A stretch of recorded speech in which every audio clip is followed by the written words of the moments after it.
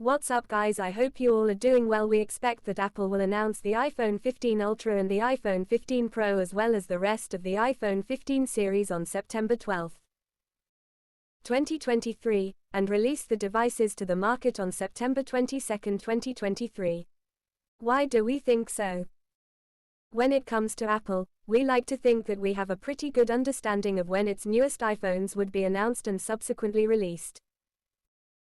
Regularly, Apple likes to hold an official iPhone announcement event on the second Tuesday of September and then release the devices on the shelves some 10 days later, always on a Friday. In 2023, the second Tuesday of September falls on September 12th. So there you have it. The iPhone 15 Ultra's most probable announcement date. We anticipate that the iPhone 15 Ultra will score a significant price difference in comparison with the Pro models, and cost at least $100 more than the iPhone 14 Pro Max did at launch, bringing its starting price to $1,199. While we expected a similar price hike for the iPhone 14 series, Apple opts to keep those intact in the US, thus an iPhone 14 Pro Max cost as much as an iPhone 13 Pro Max did back in 2021. However, prices in the rest of the world were readjusted, varying by market, and generally rose significantly.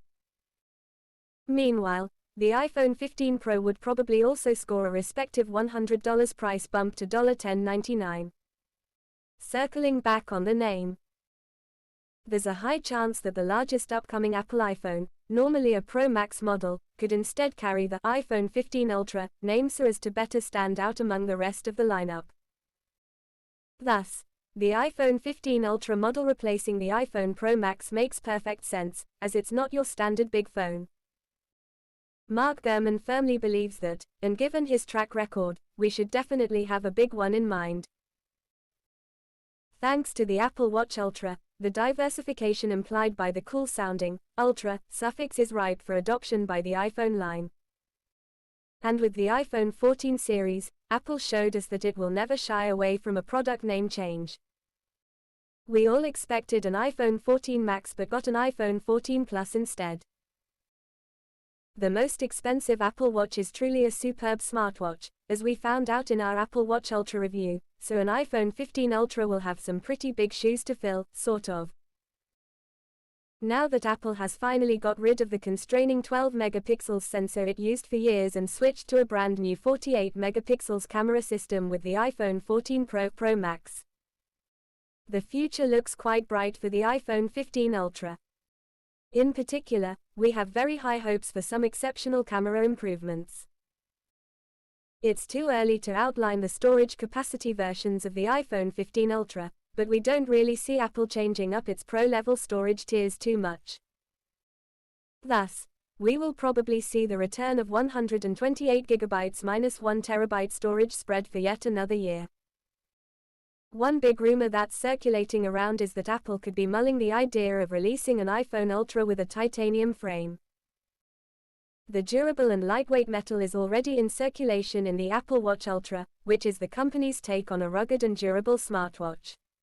Indeed, we've been hearing that aside from utilizing titanium to the fullest, Apple could also change up the design a bit and come up with a slightly curved rear plate of the phone. Similarly to the iPhone 5C and the MacBook Pro's new profile, the iPhone 15 series will most likely finally mark Apple's move away from its proprietary Lightning connector in a long-anticipated move to USB-C.